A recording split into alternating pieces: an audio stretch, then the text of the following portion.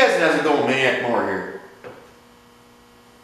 We're going to do a different segment today. Normally we work on something. Today is Sunday for you guys. Normally we fix something. We'll sit down and make a video on working on something such as the 73 or the 216, 208, 317. I decided for today I don't have a video for today. My video I was going to do today ended up being done Wednesday. So, oh well, I'm out of video. Not.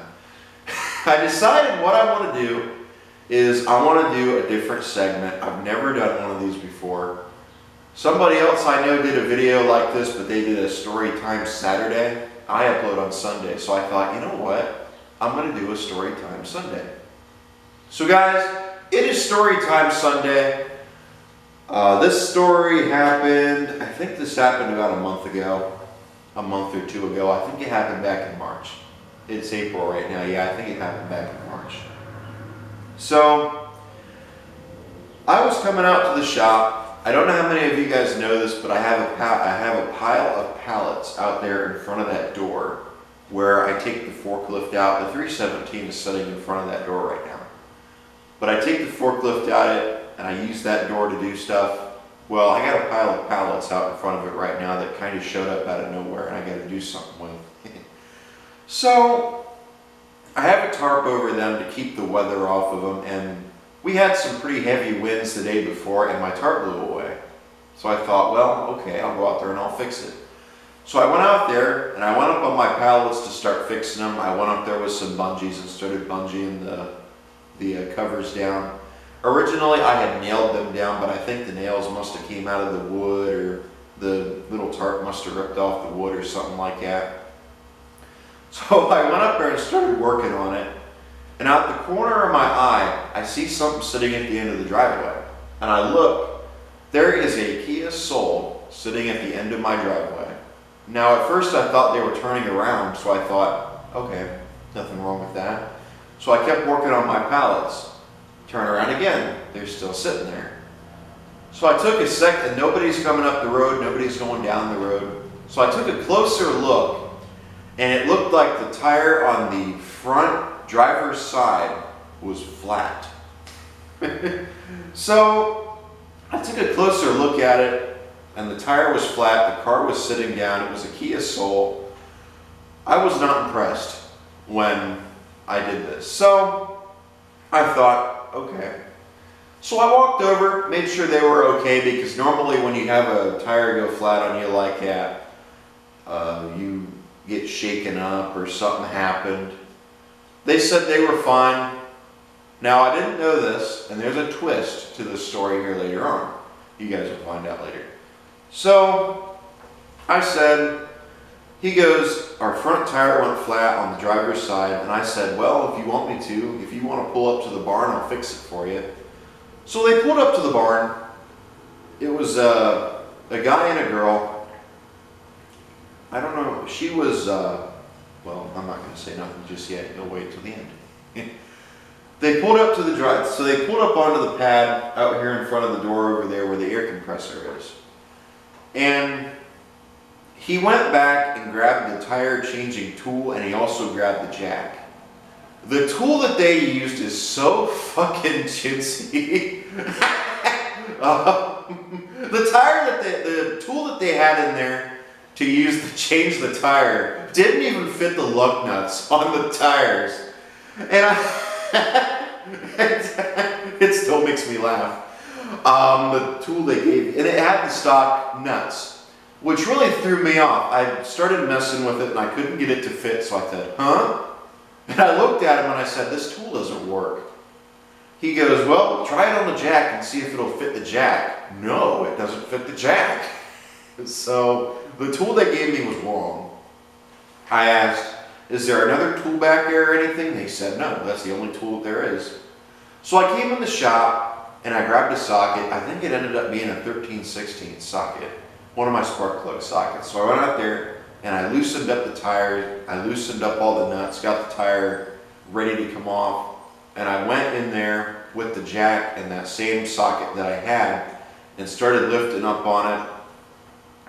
Actually, no, the tool did fit the jack, come to think of it. So I used the tool and the tool started bending as I was lifting up the car. And I'm sitting here thinking, wow, what a piece of shit. So, excuse my language. So, I went and I said, okay, I'm not screwing with this. So I grabbed my pallet jack from the other building, and I went out there and I started lifting up on the car, and the frame started bending.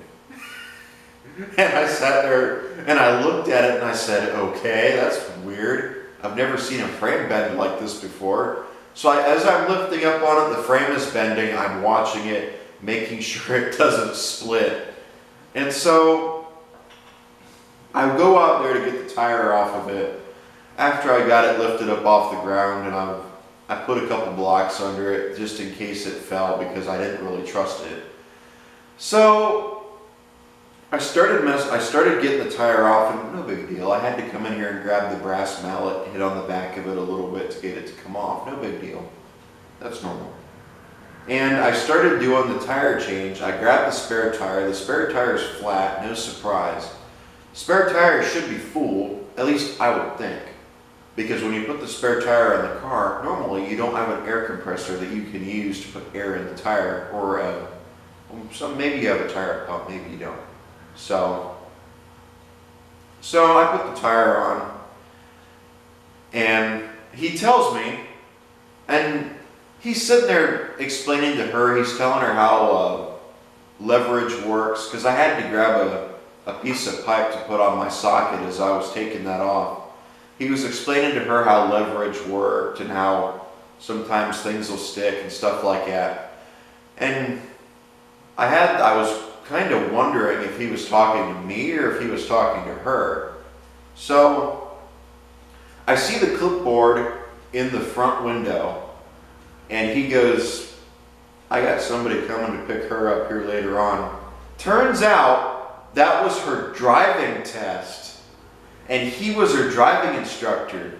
And as I was sitting here doing this, I thought, damn, if I'd have known that, I'd have had her change this tire. Maybe it'd give her some extra credit, help her out on her driving test, maybe. So I sat there and I thought about that.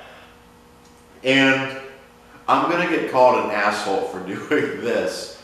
But I said, you know, she popped your tire. You ought to fail her. And I said it jokingly. I laughed there at the end. She laughed, he laughed. I think we all knew it was a joke. He goes, no, I won't do that. I hope he didn't. It was a joke anyway.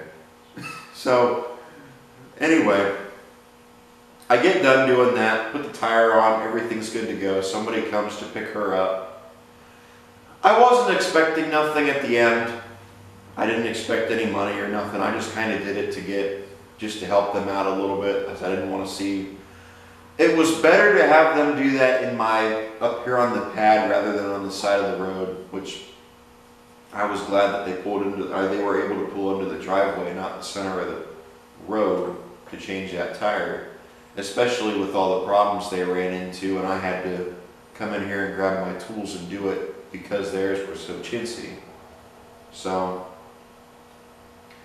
I think that is the end of the story, if I am correct. I think I've told you guys just about everything when it comes to that.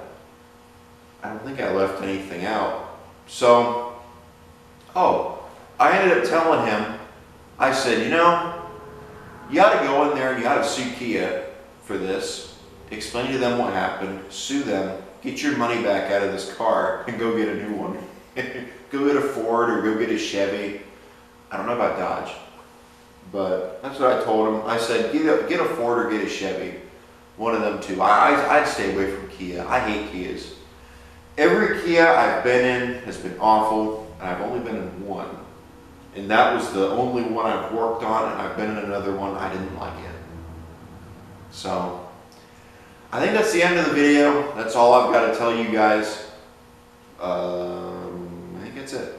So thank you guys for watching. Like, comment, subscribe. Let me know if you want to see more story time Sundays. Maybe we'll do a story time Saturday. I kind of enjoyed telling you guys this story. I don't have very many other stories to tell. I figured since I already made the video that was supposed to go up today go up on Wednesday, I might as well make another video for today and upload this today for you guys to see. So that's it.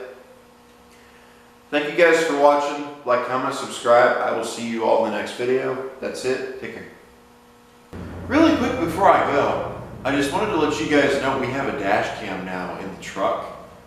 I wanted to let you guys know that I'm going to start posting dash cam footage of bad drivers and stuff like that, like what people do.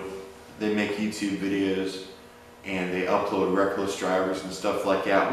We run past so many reckless drivers we go to Akron. I have a grandmother who lives out in Akron. We go to Akron and back here. It's hilarious. It's just crazy how many reckless drivers we run into. So it was my idea to get the dash cam. I said we should get a dash cam and we should upload this to YouTube. So that's what I'm going to do. I'm going to start uploading what we catch to YouTube so you guys can watch and join me with what we find. I'm not going to be a dash cam channel. I thought about making my other account a dash cam channel. I have another account.